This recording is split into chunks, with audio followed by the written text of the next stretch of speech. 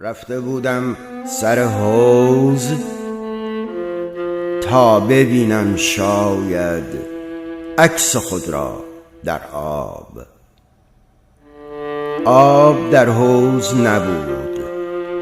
ماهیان می گفتند هیچ تقصیر درختان نیست، ظهر دم کرده تابستان بود.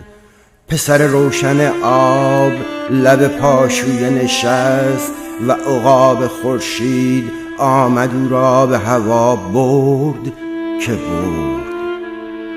به درک راه نبردیم به اکسیژن آب. برق از پولک ما رفت که رفت.